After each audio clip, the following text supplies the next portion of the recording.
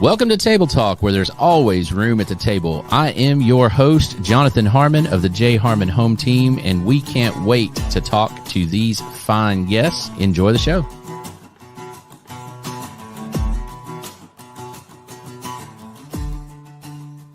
This is going to be a good show. We're a little early. Normally we're at 4 o'clock, but we wanted to make sure we accommodated the mayor's schedule because we definitely wanted to get you on here. Man. So we've got Mayor Shane McFarland, Murfreesboro's mayor, and we've already been talking about all kinds of issues. It's been fantastic. So we got all kinds of stuff planned. I got a list. Yeah, I haven't even prepped him for it, but I said, if you want to say no comment, and he said to me, I'll answer whatever question you have. So we're going to hold him to that. What do you think, Trent? Yes. Let's do it. That was worth the wait. wait. You may not like the answer you get. That's okay. That's okay. I've told many people, after doing this for so many years, I think I've lost my political filter.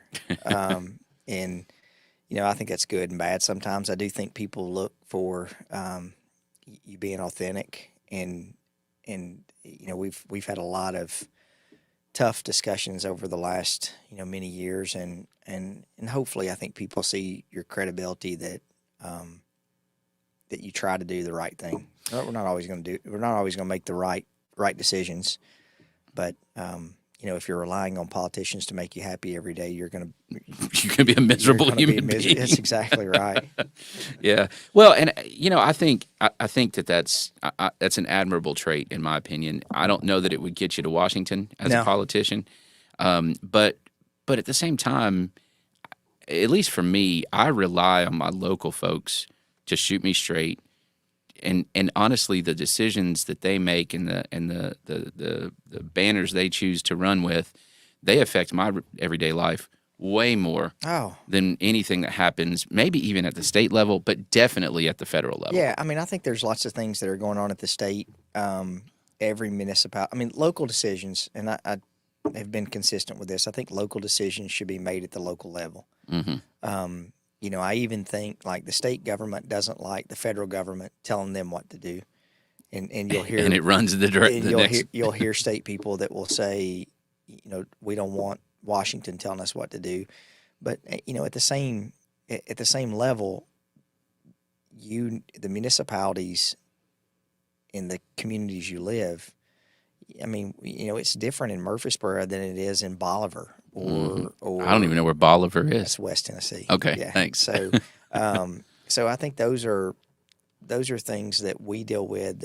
Things that we deal with are different, and so, I've found that I think, like with some of the issues that have been happening in the city over the last 3 or 4 months, I don't think people really research as much and really understand what's going on. They just read, 140 characters on Twitter or read a headline that's maybe on social media, but not really understand what's happening. And so I've tried to stay committed to making sure that, when people email, when you talk with people, that you try to be able to explain and understand. And I think that it's like being married. If you make rash decisions without listening, you're not going to be married very long. That's right. And so I think that's what you try to do. And you brought up a kind of one of my pet peeves, one of my stumps, if you will, and that's you talk to people a lot, and of course you see this on keyboard jockeys on all social media. I've done my research, and they've read a couple of articles that were curated based on an algorithm that fits exactly what they've already expressed as an opinion. Yeah. And it's like, no, you haven't done any research. You've read some things that agreed with what you said, and that's what you're going from. You've read someone else's opinion that is similar to what your opinion right. is. It was fed to you by a computer that said, oh, here's your opinion. Here's more that's going to confirm, going to give you that bias. And the reality is you have a very tough job, and anybody that's in a position to where a big part of their job, real estate, building, whatever, a big part of your job is actually to educate folks, right? And there's this fine line of educating and what's the term, mansplaining something, right? Because you don't know where somebody's starting, and so it's difficult if I come to you and I say, I can't believe that you fill in the blank, pick your issue, whatever it is, and you go, well, hold on a second. Let me explain to you some context behind this, because context is important. Sure. Right? Whether it's historical, whether it's, this is how you feel in the Blackman area, but let me tell you what's going on over in the Siegel area. It's important. Well, I mean, we live in... But I don't always want to hear it. No, we live in the type of community that I think, and this is what I think elected officials have to understand. At the time you interact with me or you ask me to help you with something, that is the most important thing that you're dealing with at that moment. Because I even took the time to approach you with it, right? And maybe I was scared, maybe I was intimidated, right or wrong, it doesn't matter, right? I'm talking to the mayor. You know? Well, I mean, however insignificant I think that may be. I mean, I think, and that's why I can tell you this, I can never be a politician in Washington. My wife will tell you I'm just not wired that way. I'm not political from a standpoint of just because you're part of a certain party that's what you are. You're going to vote with everybody else, right?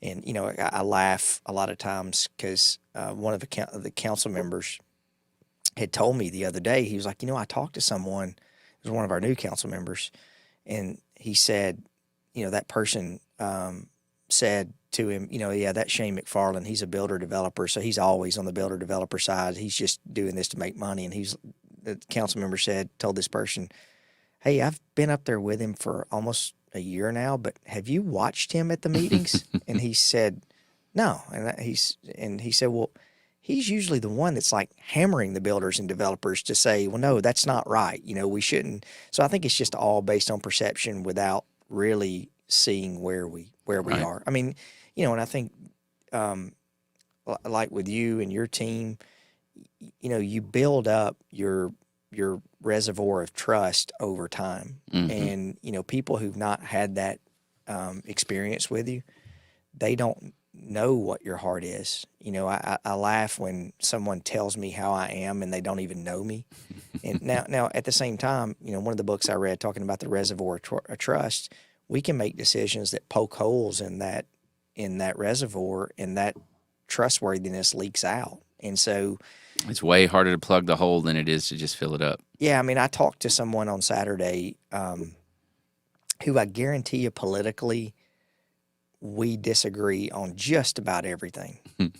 But, she was telling me, she was like, I know your heart, and so, I mean, I think that's, at the end of the day, that's all we have is sort of our reputation and how we handle things. And especially, and that's even more true, I think, at the local level. Absolutely. Right? Yeah. And I think that's why it's important for people like you. We had Mayor Reed on last week from Smyrna, people like her and anybody else to take opportunities to just go talk to folks, right? And field the tough questions and just be. Yeah, I mean, I was listening. I love listening to podcasts. So typically, when I'm driving, I'm in the car a lot. I listen to all different types of podcasts. And this one I was listening to the other day was talking about how people are so focused on the national level.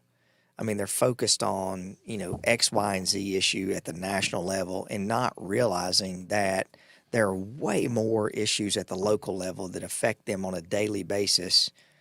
And, I think that's one of the things, like looking at even, for example, the county. I'm not going to go into past administration, but I think it's so much different at the state level than it is at the local level. And people who have tried to transition from the state level to the local level have had a hard time understanding that, because, honestly, like our delegation that we have in Nashville, they're all very good, represent Rutherford County, but the majority of the time, you don't know what they're doing up in Nashville. Mm-hmm. But your local officials, they're under much more of a microscope than you are at the federal level and at the state level. And so the people who've come from the state down to the local level, I think sometimes have a hard time understanding that, like I don't know what happens, for example, when Shane Reeves, who does a great job, I don't know what happens in their committee meetings. Right. I mean, I don't follow that. But I can guarantee you there are people in Murfreesboro who watch every one of our council meetings. They watch the planning commission meetings. They look at the decisions we make. They come to public comment. And so you can't hide from that. No. And that I love that. That's why I would not be good doing anything else than where I am right now. Well, to me, that level of accountability, it translates to freedom, because it's like, I'm going to make this decision. It's the best decision that I know how to make. And you've already seen it. I'm obviously not hiding anything because it was literally televised. Yeah. I mean, you know what I mean? Yeah. Yeah. So I don't know. I think that's good. Well, let's look at some of the issues facing the city. Sure. And we'll go fairly rapid fire as you want, and Bring then it. whatever you want to add to it, we can add. Let's start with the trash, man. Man, what a mess. And then there's, over the last couple of weeks, there's been some stuff in the papers, the leachate, but then they're saying there wasn't. Yeah. And what is going on there? Man, I watched. God love him. I love, Bill Wilson does that, Mr. Murfreesboro, and I watched the general manager of Middle Point, was on there, and it was basically an infomercial for Republic, and I was just like shaking my head. I wish I could have called in, and I can't go into the legal stuff, Sure, but I can tell you the city council, I think Mayor Carr, the Public Works Commission, Mike Cush at the county level. We voted about 3 months ago. We're in the process of a southern transfer station, which is basically we're preparing for Middle Point to close. And so we signed a design contract that was $2.8 million for a new process it's a waste away process where all the trash comes to this transfer station. It's then run through a process where it goes through, recyclables are pulled out. It's ended up being made into what's called a fluff or a pellet that can be used to fire cement kilns, all kinds of different things. But then the cool part is there's another step with that where we can take those pellets and put them in an anaerobic digester, and it produces natural gas. It produces gas, methane. And so then we can sell that back into the system, and the federal government actually pays us to do that. So I got a truck full of trash. It comes and dumps it in a pile, right? Yes. And then it runs down a conveyor belt of some sort. Is it manual, or are there people doing it? Or no? Yeah. So I mean, that is the one thing too. It also is an economic. It's an economic opportunity where there is some jobs created. But what will happen, for example, now we're taking the trash and we're dumping it at the landfill. They spread it out, cover it with dirt. Call it good. Yeah. And so this new process would be, it would go to a concrete tipping area.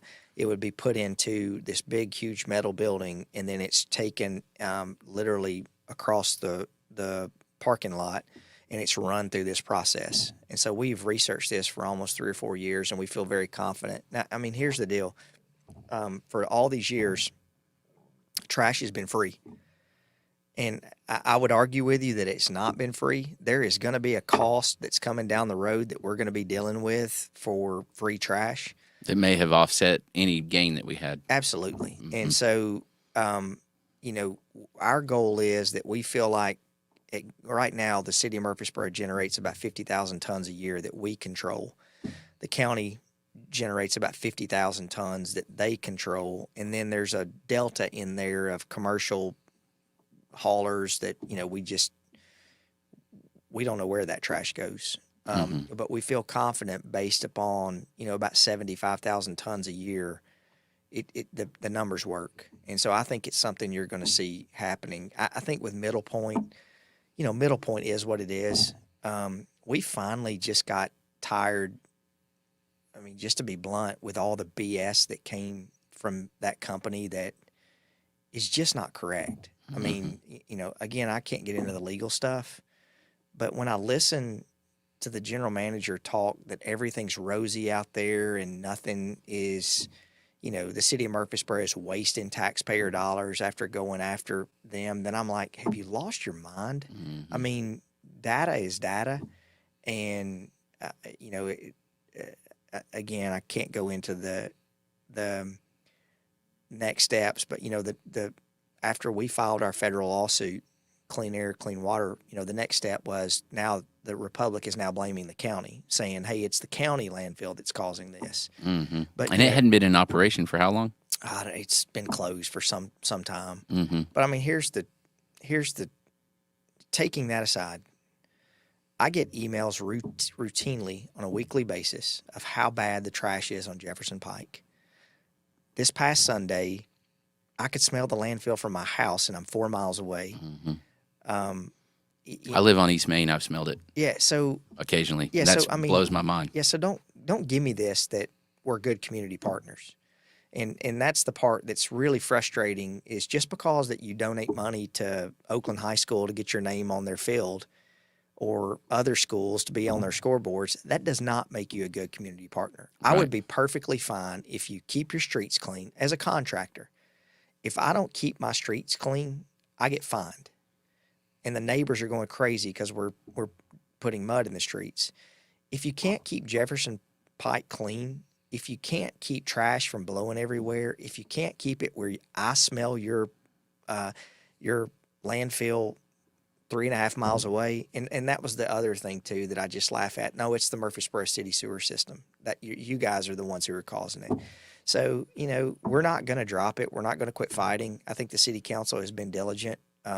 We want to find the next solution, but we are adamant in saying that, too much you're given, too much is expected. And why in the world would you want to allow them to have an additional landfill, right, when they can't manage the one that they have right now? Right. And it's all about money. I mean, that's what Davidson County, 70 some odd % of the trash that comes in, it's all about money. And that is, it's investor return, it's your stockholder return, and we're the ones in the community who are having to deal with the things that it's causing. Is there any chance? I'm just thinking out loud here. Can you, at some point, is there a solution that involves another one of those same transfer stations at the landfill to try to start reducing the landfill? Do you know what I mean? Where nothing new comes in, we just strip it back out. And I don't think so. If you study most of the landfills, very rarely, we've met with the Republic, we've met with Waste Management, we've met with other people who operate landfills, and what they will tell you, very rarely do you ever see them, once a landfill is capped and closed, excavate a landfill out. You don't want to do that. Mm-hmm. So if it's done correctly, even if it's, but how do we know if? But even if it's done correctly, I think that's been a big selling point on the existing county landfill, the C&D site, is that you want to excavate that. But most of the people that you talk with, and we've talked with engineers who are a lot smarter than I am, mm-hmm. and they will tell you the energy value in that material that's mixed with dirt and all this other stuff is just not there. So most of the environmental engineers that will tell you is if a landfill is functioning properly, you just want to leave it alone. Sure. You don't want to start excavating out. And plus, the expense to do that would be astronomical. So I think what we're trying to figure out, and I do think the county is looking on their property out, they're calling it the North Transfer Station, that there would be one out near the landfill. Mm-hmm. I think partnering with the county, there would be a North Transfer Station and a South Transfer Station, and then we could, partner and do that together. That's awesome. All right, let's talk about the next thing. Let's talk about growth a little bit. Of course, yeah. Rutherford County, Murfreesboro, on all the lists, the fastest growing whatever size, or It seems like it shows up on a list about once a month. Obviously, in your line of work, like your actual job, not the mayor part of it, that's not a bad thing. Yes and no. I mean, I've after 25 years of being in the building business, I'm transitioning to do other things. I mean, it's like a lawyer that you see that's been practicing. Most middle-aged lawyers that I know are trying to find anything that they can do besides practice law. It's exhausting, isn't it? Yeah. Yeah. I think growth has its positives and negatives. We're dealing, if you study what we're trying to do as a city right now, we've got an inordinate amount of road projects that we've got going through the pipeline. But what people don't understand is Thompson Lane, Highway 99, state routes.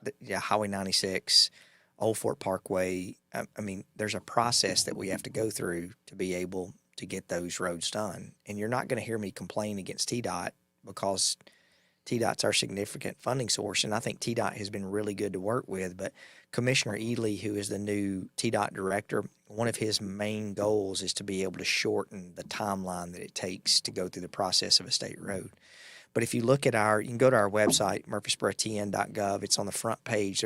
You click on it. There's a whole list of road projects that we have going right now. It's a bunch. Yeah, I've looked. There's like 27 road projects that we have going right now. 75% of those are all state projects that we're working with. But, we're doing all kinds of different projects that we can do as a city that we can do quicker just because they're city projects. Mm-hmm. But, I mean, the transportation, I think, is the number one issue that we have. Now, I would argue with you that the majority of time, I mean, I had no trouble getting here this morning. But you've got those peak hours that traffic sucks. I mean, I have to go to Barfield with my son for baseball, and it takes me 45 minutes to get there. I make that comment all the time. Yeah. Murfreesboro's 45 minutes from Murfreesboro. Yeah, it is. and so I think there's some growing pains that we will work with. My number one focus, I think, also is continuing to make sure that Murfreesboro is safe. Mm-hmm. And, I think seeing shootings and those types of things really concerns me. And ultimately, that's another form, if you will, of infrastructure that the city deals with growth, right? Yes. So it's not just roads. No, but I mean, police, fire, EMS, all other services. Like for example, like 3 weeks ago, the unfortunate, the gentleman who had shot his wife and then drove from Alabama and killed his two kids and then took his own life. I mean, that was horrific. But that's tough. How does the city stop that from happening? I don't think it does. And so, I think stopping a crazy person with a gun is really hard. I do think, and this has been a major focus with us, predominantly if you draw a ring, we have a city within a city, right? Mm-hmm. We have MTSU. And predominantly if you draw a 1.5 mile circle around MTSU, that's typically where you'll see the majority of our, what I would say, violent crimes. Really? Yeah. I mean, and I'm not saying anything that I haven't said publicly. I graduated from MTSU. I think MTSU made a horrible decision. When I went to school there and graduated in 97, there were roughly about 8,000 student units. I think it's the 10 to 8,000 number. I think that number now is down to like 2,100 units. Mm-hmm. And so when you're pushing people off, you're doing two things.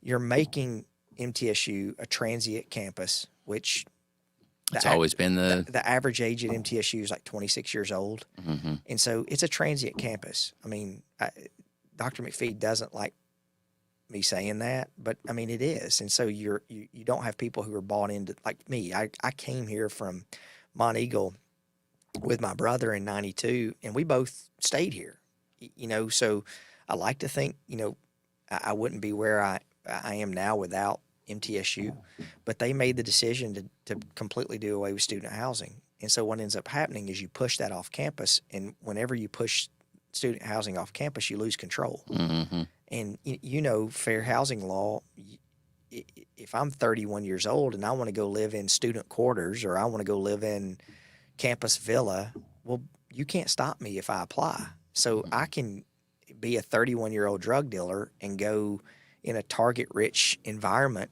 with students, and that's exactly what's happened. Thank God we're seeing now these apartment complexes who you had these, basically a 250-unit apartment complex, but then you had individual rooms for lease in each area with an open space. You had 1,000 leases. It's a process now called bifurcation that these groups have seen how bad those units, how the crime. I lived in one of those. Yeah. So now they're coming in and they're converting those all into 1 and 2 bedroom apartments. And so we are thankful that that's happening.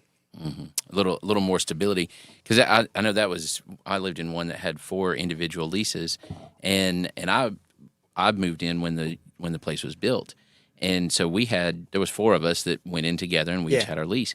Well, the problem with an individual lease is one of them decided to get married, so he moved out. They stuck whoever in there. That's it. Another one moved out as well. They stuck whoever in there, but I only lived there for a year. By the end of that year, it was like, I don't know anyone who's living here. Yeah. And so what you were seeing in some of those units, they would call them barbershops. Somebody's paying $500 a month, and they were setting up, basically a drug distribution area out of those units, because $500 a month is really easy to. And you've got an audience all around you. Yeah. So that's been a big issue. I hope the university moving forward, will build some student housing on campus. I don't think it's going to happen, man. Yeah, I don't have much of a hope for that. But I'm of the opinion, if you do what you've always done, you get what you've always got. And Jonathan, you know this from being around me, you just can't spin everything, right? When you mess up, you mess up. And when things are happening, you can't just try to do whatever you can to have your PR team make it look good. Yeah, this is bad. Oh, but hold on a second. Oh, well, let's put this in context. Yeah. And so doesn't always work like that. Yeah, I mean, it's like, hey, everything can't be world class. When you have a large organization, you have to realize, there are things we need to work on. And that's been our biggest issue that we've had overall with the university. We had that issue with the airport, that, at some point, it's all growth related. Your vision and one organization's vision doesn't line up with the other organization's vision, which I think is sad, because I see, communities like, my boys are going to UT, and I'm good friends with Randy Boyd, who's the president at UT, and seeing that mindset, I think, is refreshing on how the government's governmental organizations interact with one another. It is interesting, and I'm a diehard MTSU fan on BRAA. Been a supporter for a long time, and it has always been a frustration to me to drive into Knoxville, into Knox County, and everything's orange, and it's like the community's totally bought in on that university, and it's just not the case here. And maybe it's because of the transient nature. Maybe it's I think the reasons are endless. I think there's a couple. I think there's a couple things. I think when you have, for example, 8,000 or 10,000 captive people on campus, like, for example, UT built 2 brand new dorms over the last 2 or 3 years. You've got your fan base. You've got people who want to be active in your campus life. They've committed. They're there. They're there. And so whenever, there are those, for example, the Greek life, our Greek life, all the fraternities that moved on campus, they're gone, So, and that's another, putting 18-year-olds in charge of, $1 million mortgage, multi-million-dollar businesses, that makes no sense. But I think you're never going to get that student buy-in and that student input at MTSU until you really start focusing on people being a part of the campus. And look, and if you want people just to drive in from Bedford County or Manchester or wherever, Nashville, and they come to class and leave, then you're not going to get an alumni base that they're bought in. They're not going to give money back. They're not going to come to football games. They're not going to come to athletic events. And that's just, I think, as an MTSU fan, I think that's sort of sad that, I joke about this. I was just across the street. I had a meeting yesterday with a diehard MTSU fan. We were talking about tennis, but I was like, hey, our average age of our fan, it's probably mid 60s to upper 60s. And at some point, we're all going to die off. And if you're not cultivating that next group to come in, and the one behind it, then basically, if we're not taking our kids, So my boys, they grew up going to just about every MTSU game. We went to all the football games. We still go to a lot of the basketball games. But they also grew up. My wife went to UT, and they grew up die-hard UT fans. And so it was just one of those. We were talking about this before, that UT's enrollment was up like 49% this year, applications. and it was all based upon the football team. Mm-hmm. The front door. Yeah, man, when you've got people who are bought in to that culture and that environment, they want to be part of your university. I hope we can get that. I think also you gotta really be honest with yourself. I mean, as an organization, and I think you were starting down that path when you make a decision to not have people on campus anymore. Yeah, you're not going to have people on campus anymore. Well, Dr. McPhee's going to listen to this and get mad at me again. I mean, I think it's the truth. I mean, I've committed. It's hard enough to get them there for class. Yeah, it's way harder to get them back after they've left from class for an event. Yeah, I mean, I'm completely thankful that they're building the new student facility for athletics. I think that is extremely important. Mm-hmm. But they've got to figure a way to get people involved in the community in the athletic events. And I always hear the excuse, well, we're just in a market that there's so much going on that that we're competing against, and I just think that's a loser's mentality to say. Here you go. Look at every high school in Rutherford County on any given Friday night. Yeah. And tell me that same thing on a Saturday. I agree. I don't buy that. Yeah. Okay. Impact fees. Let's talk about that for a second. So I attended the Capital Connection over at the Chamber last week, and the question was brought up, and it was actually pretty hilarious to watch. So you've got 6 people on the panel sitting up at the front, and the question was asked about Mayor Carr pushing for the state to again allow impact fees at the county level. Apparently, and I didn't know all this history, but Mayor Carr stood up and he said, well, the history here is that there's a difference in an impact or in a fee and a tax, and the state didn't allow us to have impact fees anymore, but it still allows the city to have impact fees, and the county has this growth, and and so it kind of laid it out there. What do you think about that? The county, because apparently is allowed to go up to 3 cents on the dollar for a county impact fee is what he's pushing. Yeah, so I want to speak. The city of Murfreesboro, we're getting ready to pass impact fees. Mm-hmm. But municipalities have been allowed to, but counties weren't. Well, or aren't, I guess. The county operates under the County Powers Relief Act, so they can, like right now, when you pull a building permit, you're paying $1 a square foot to the county. Mm-hmm. So I mean, they're every time somebody pulls a permit, they're getting a fee out of it. They're wanting to be. But that's earmarked specifically for schools. Schools. Yeah. Mm-hmm. So they're wanting to have an impact fee for everything else. Yes. Mm-hmm. And Joe and I have worked well together. I think I'm not saying I'm against that. I do have concerns with that. The number 75% of the county budget is all schools. The rest, there's just round up, there's roughly 100,000 people that are in the unincorporated area of the county. So that's not one of the municipalities. Correct. Okay.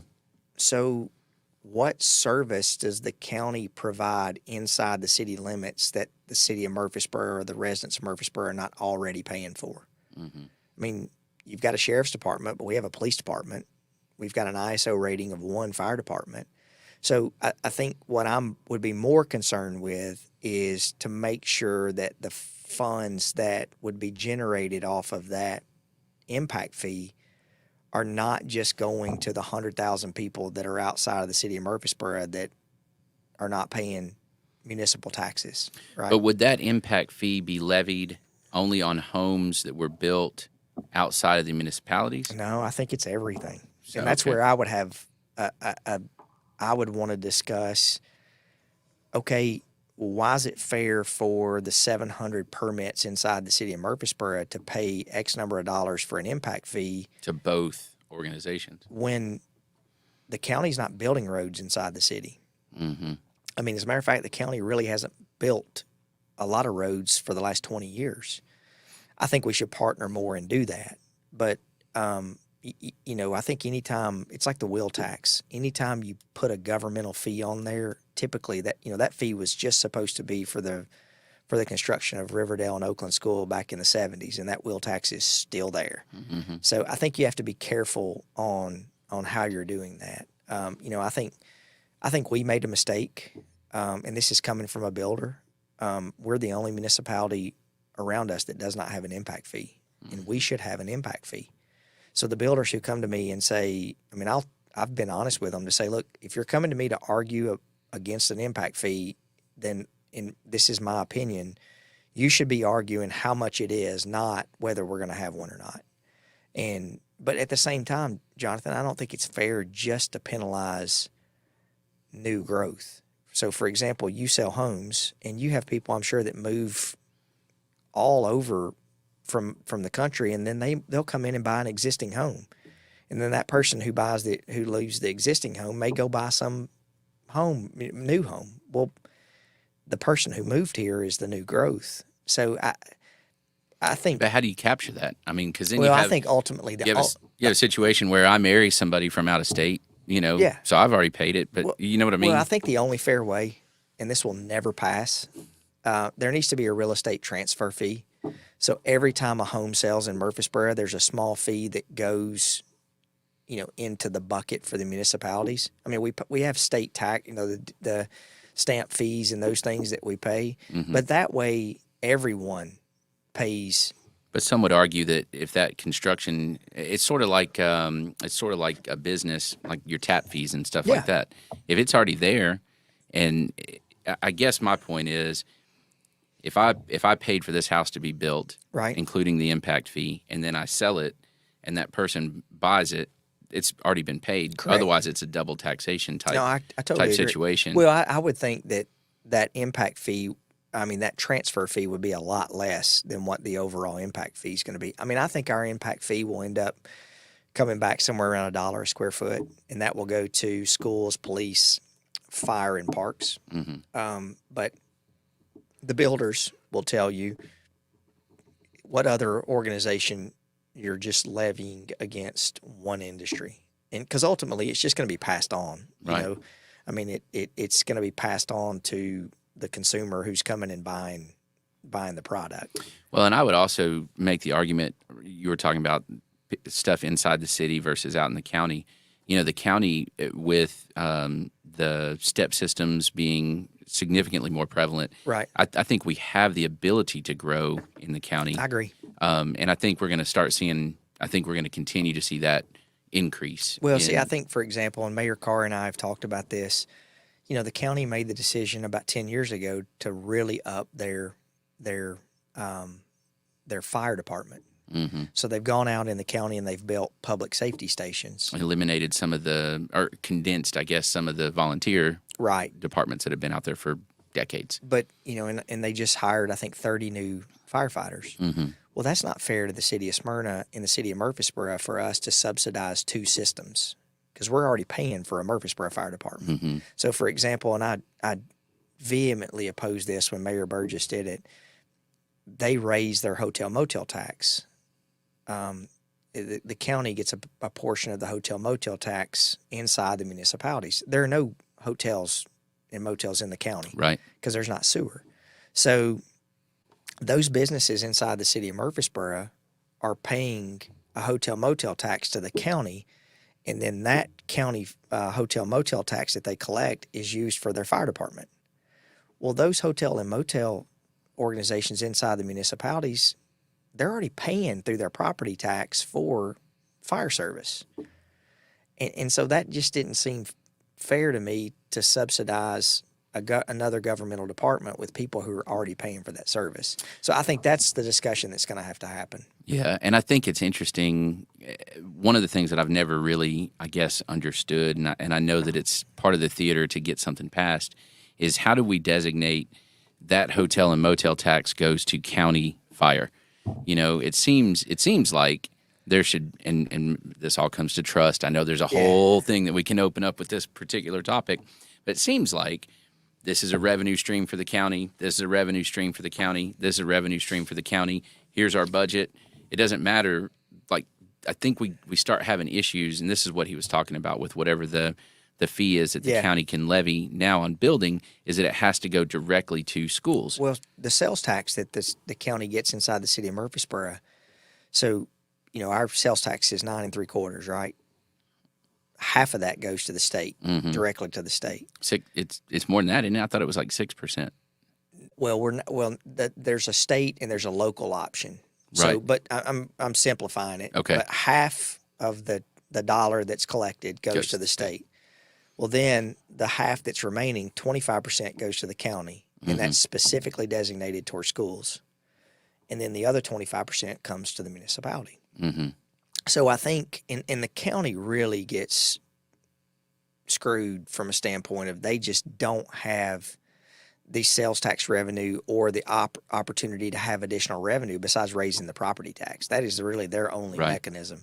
I mean, and then they're hand tied on the other little buckets that they do get. Yeah. So I think, we've got to be able to work together to get that. But what you don't want to happen is that, the municipalities are, the city of Murfreesboro, I think we're 53% of the overall property tax that's raised in the county, and probably half the same number towards sales tax. And so, but we also are creating the majority of growth inside the county. But we're also building the roads in the county or in the area. So there needs to be, and I think Joe has been really good with this, finding ways to collaborate and finding things that, the municipalities are good at and finding things that the county's good at. Like, we're good at building roads. Well, and so that actually brings me to a question. Sure. I read an article in the D&J just a little bit ago that Mr. Broden wrote, and it brought up the topic of consolidating Murfreesboro City Schools into Rutherford County, and you said it's not even on the table. Yeah, I don't think it'll ever happen. And Pardon. I think there's a couple reasons why. Bigger's not always better. But the legislative. So I think your viewers and the people who are listening have to understand the county has the statutory obligation to educate in the county. Right. That includes all the municipalities. So, for example, the city of Murfreesboro is the only municipality in the county that has a school system. Right. I mean, for that matter, the county also has the statutory obligation to pick up trash. But the city of Murfreesboro years ago made the decision that we pick up our own trash. So we're the only municipality in the county that has solid waste curbside pickup. Right. So the issue with that is the city of Murfreesboro on a Thursday night could say, we're out of the school business. Hey, county, here's the keys. Good luck. Yeah. That would be a horrible decision for us to do. That would not be good for us to do that to our county friends. But, we could do that. So, our last school we built, it was $44 million at Salem. Mm-hmm. The one that we built 2 years before that at overall was $22 million, so it was double the amount. There's education. It's an expensive business. We educate about 11,000 students in the county or city residents. That's what we educate. So I think where we have to be able to work together, if someone came and said, look, we want to consolidate the schools, there's a stringent statutory process that would have to go through. It would have to go through the city council. It would have to go through the county commission. It would have to go through both school boards. And then I'm 99% sure it has to go to a referendum. So that passing 5 legislative bodies, I would say it would be highly unlikely. But I think, though, and this is where my simple non-politician brain comes in, is I look at the electric department. Yeah. Right? Essentially, the city, in my brain, has already done something like this. That was a great decision. I don't know. I don't know if it was or not, right? Yeah. It was a windfall to the city. Not a windfall, but... To some extent. It was a chunk of money that came to the city not to the city. It came to the resident. The resident's going to be the one who benefits from that. Through the city. It came to the... Stick with me here, all right? Look, I'm simplifying here. Yeah. And ultimately, I feel like the decision made sense because you had duplication of service, right? Right. You had this administration and this administration. You had this set of workers and this set of workers, and you had, all this stuff. To me, I don't see a massive difference in... obviously, the purpose is different, right? But if you have a whole set of employees and boards and everything else for the city schools, you have the same thing operating.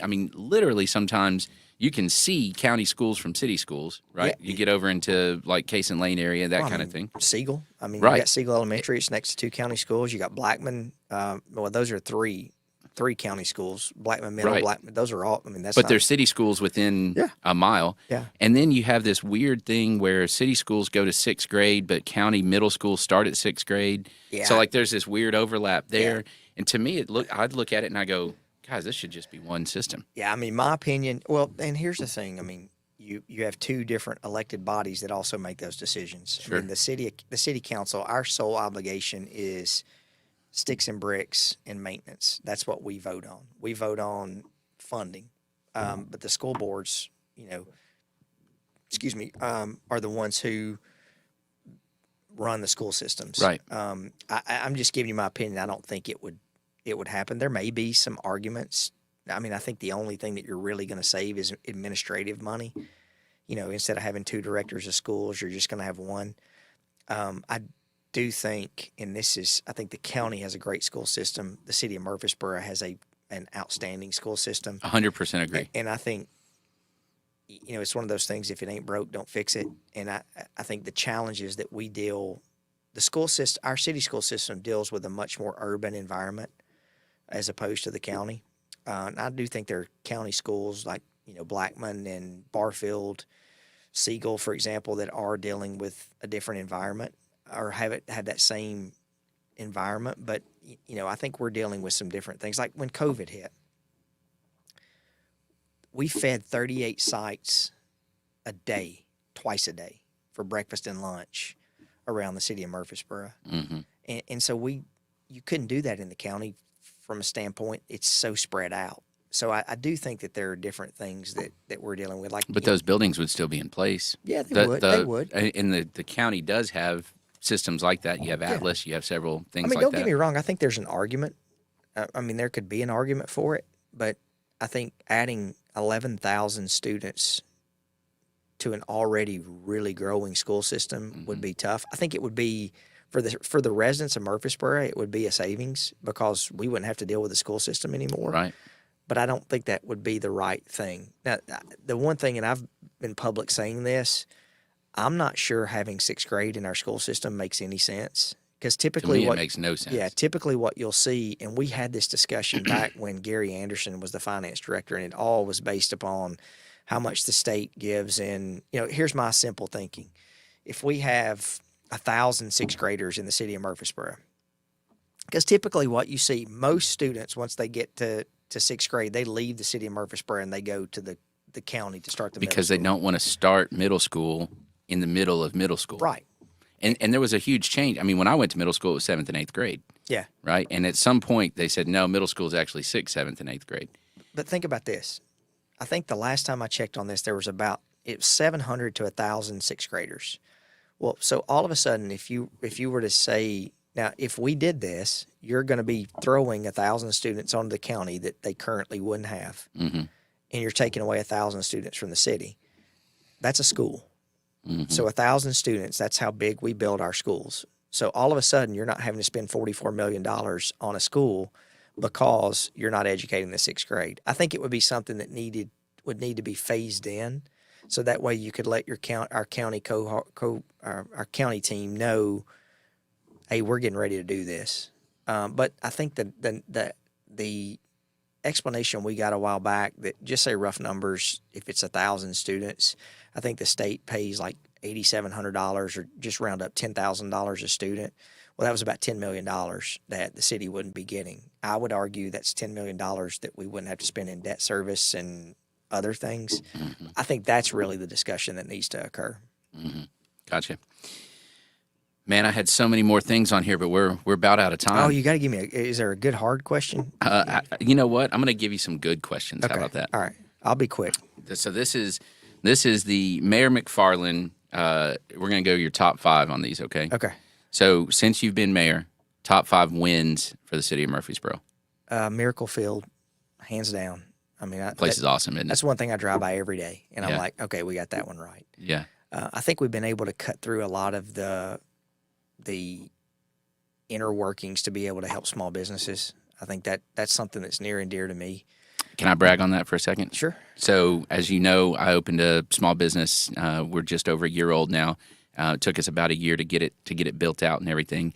And your guy Greg McKnight over at Codes and Planning, and his whole team, all the way down to the inspector, everybody that I've worked with, the clerks, everybody.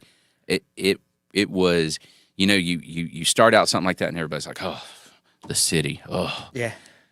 And I just didn't have that experience. Good. I just didn't. They were professional, they were smart, and when I had a well, why question, they told me why, and then it made sense. Or on occasion, well, we don't really know why. Let's figure that out.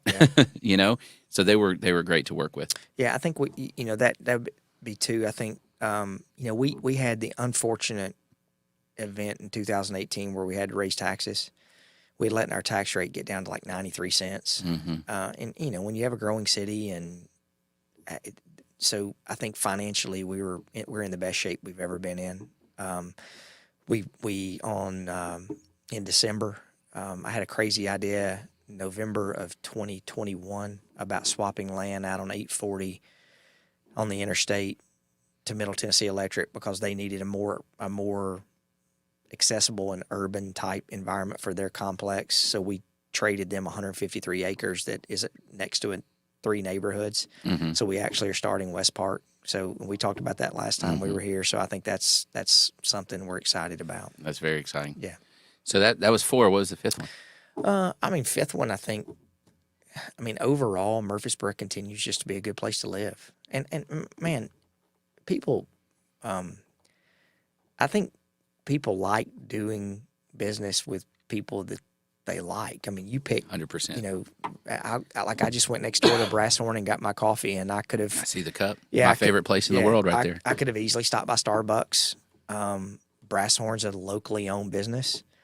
May pay a little more. I don't know. I don't think that you do. You definitely get better coffee though. Yeah, but I think that's making the city and continuing to make the city accessible and also responsive. That would be, I think, a huge win for us. All right.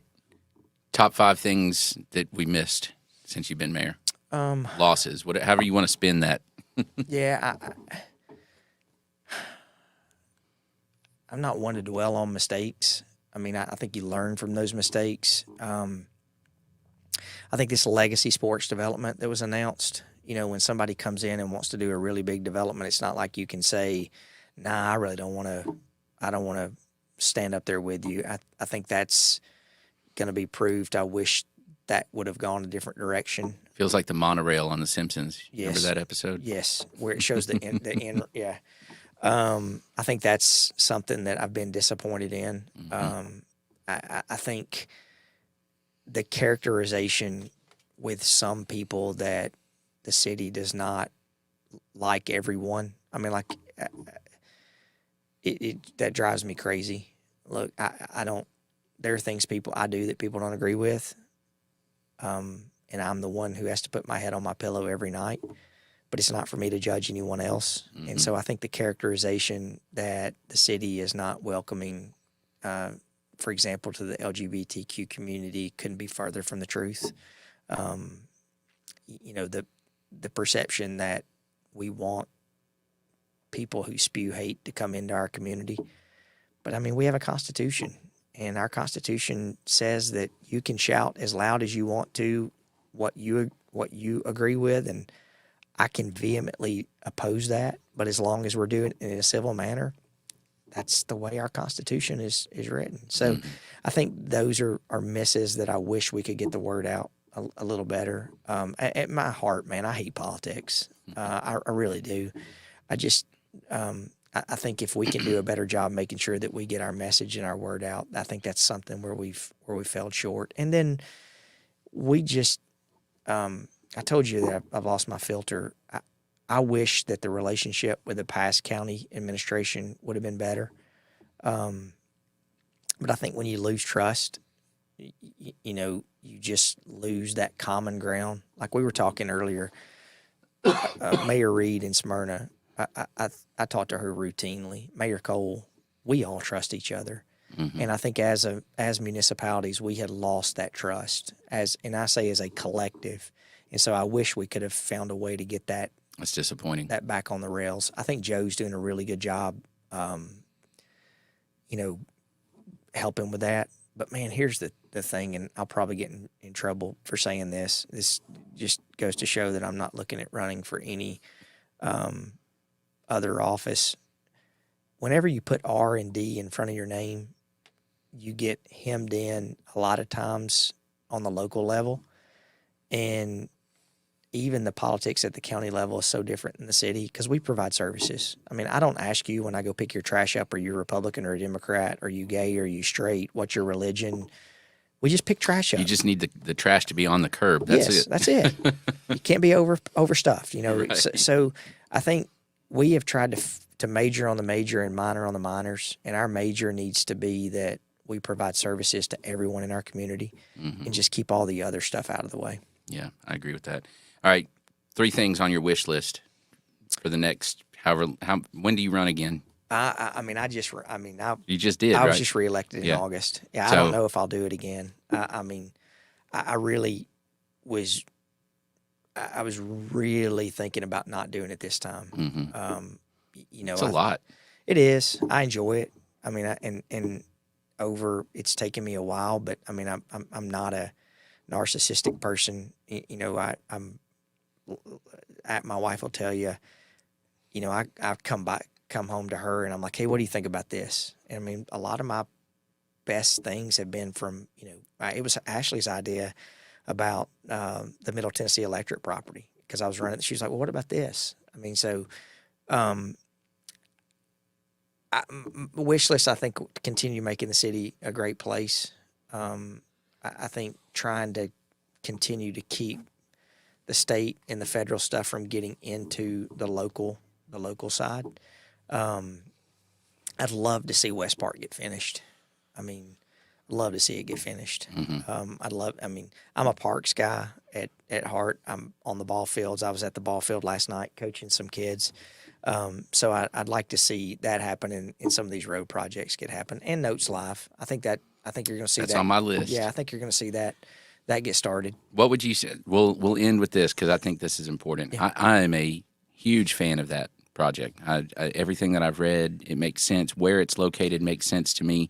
But the biggest complaint, concern, whatever that everybody says, and I don't honestly, I don't have a great answer for it. It's, from my opinion, this is probably to a fault. I'm like, well, we'll deal with that when and it's probably not the best way to approach things. But what about the location? Because everybody's like, why? Love the idea. Why would you stick it in the middle of town? Well, there's a couple of good reasons for that. One, we're getting ready and had already had in plan that we're widening Medical Center Parkway. That was before my time. But I mean, building a 4-lane road with no shoulders is probably not a great mistake or probably not a great decision, especially knowing what's there now. So Medical Center Parkway. Those curbs are brutal, man. Yeah, I've seen people hit them. I would rather have more lanes and less landscaping. That's just me. So, but I think you're going to see Medical Center Parkway improved all the way from Broad Street to 24. I mean, it's already started from 24 back to Thompson Lane. So I think we're going to alleviate that. The other part too, Jonathan, is that piece of property, you could have put an office building there that would have generated 3,000 and 4,000 traffics per day. They're going to have 40 events a year, and they're typically from 6 to 10 o'clock. So the majority of their traffic is going to be when it's not as busy on Medical Center Parkway. But I mean, here's the reason why, because I asked them that. The big thing is, well, why did it not go out to 840 on the Blackman property? They've got 3 restaurants that are going to be open year-round. And they're like, we don't have the amount of traffic and people around that will drive out to 840 in the Blackman area to go eat out there. So we needed to be in more of an urban environment where people would come and also, I mean, that's a thing right now. You putting those cultural things, just like what we're doing with the daylighting, just like, I mean, all of these different, it all fits where we're keeping people tighter in the core. It's easier to police. It's easier to, I mean, there's all kinds of benefits to that. I mean, I think the other part with that too is you talk about urban sprawl. So like people will say, well, your subdivisions are coming out into my area. Well, you can't make that. You can't have that argument to say I don't want a subdivision out in my area, but you want us to put an amphitheater out in your area. Right. I mean, it's just like, for example, the amphitheater that First Bank did in Williamson County. You know, one of the big arguments has been that the infrastructure is not around to be able to handle that, and they put it out in the middle of nowhere. Right. And so I think at least the argument here is like we're building a new road that's going to connect to Robert Rose Drive behind the Oaks. Crosses the creek right there Correct. at Stones River. Mm-hmm. So, you know, we've got all these things that are in process that that's why it went there. And I mean, look, man, I read all the comments on all the stuff. I don't ever respond. You shouldn't do that. And I know I read those whenever I'm feeling too good about myself. I think Murfreesboro and the majority of the people who are here and who have moved here, routinely the people that I speak with, there's less than 5% of the people that I ask to raise your hands who are from here. You know, and so as people have come here, there's different expectations of like, I don't want to drive to Nashville to go see a music act. And being able to have some of those people that, you know, can come into Murfreesboro now, I think that's a benefit to us. And I joke to say that the I-24 traffic problem could be solved if we would quit giving incentives to companies to locate in Nashville when everyone who their workforce is driving from the surrounding counties, locate them in the counties and let them work where they live. And so I think this is one of those things that you're allowing the group to come in and construct something that I think will be a benefit. I'm pumped about it, and it doesn't hurt that it's less than a mile from Cedar Glade. So that's right. We're I the had your official pregame. I had your beer. Where was it the other day that I had it? It was great, man. Was it a canned beer? No, it was on draft. Oh, it was at 2J's. Oh yeah, y'all are at 2J's, I believe, aren't you? We have cans there. We don't have draft yet. Okay, well then we're working on that. Yeah. So Primrose, maybe we have a draft on. That's where at it was. Primrose. Yeah, Ashley and I went to the bar, and so I was like, "Hey, I'm gonna try Jonathan's beer." Toasted pecan porter over there. How's it going? It's going great. Good. It's going great. But there's really no secret to this. Treat people right, have a good product, and listen. Yeah.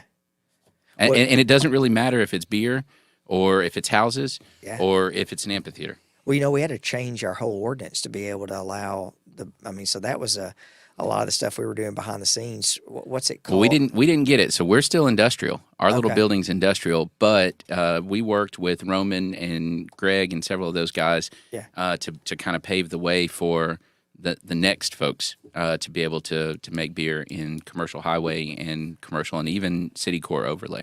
That's awesome. Yeah, so you're welcome, those of you that are looking at opening another brewery in town, but we welcome that. But yeah, our place is actually industrial. Yeah, I need to come over. I haven't been over to see it. I just have seen it popping up around town. Yeah, so. we're working on that. That's a whole new beast right there. Oh man, I'm proud for you. Well, thank you.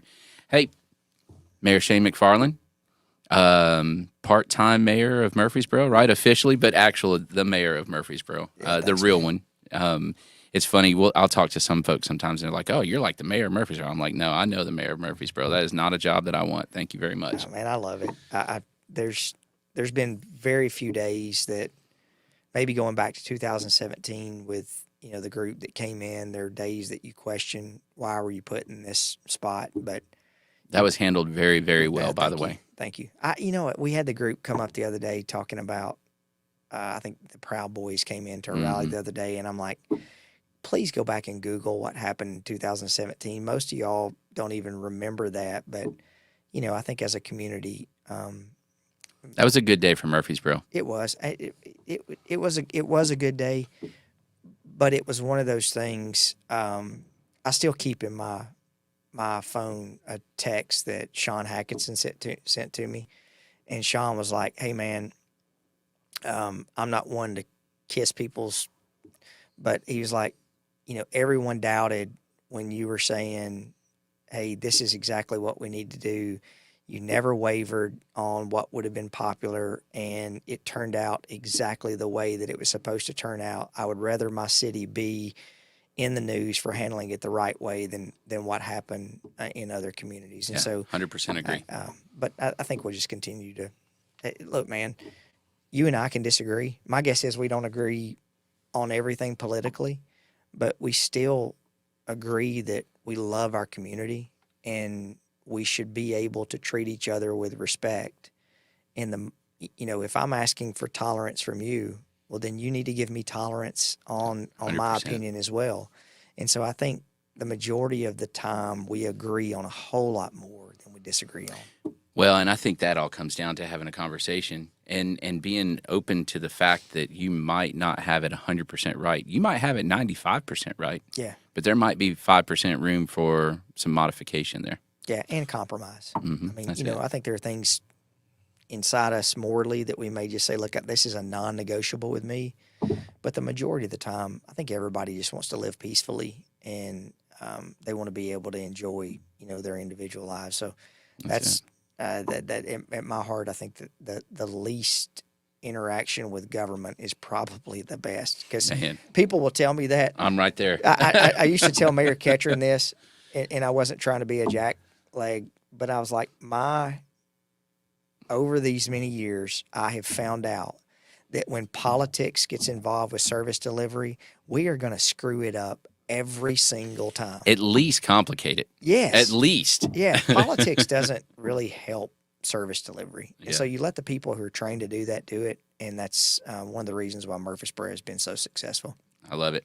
Mayor McFarland, All right, brother. if you have any questions that you want to get to him, put them in the comments, and I'll make sure that he gets those and does respond to them, not just reads them in this case. Anytime. And thanks again. We'll have you on again soon. All right. Thanks for watching. Brother. See ya.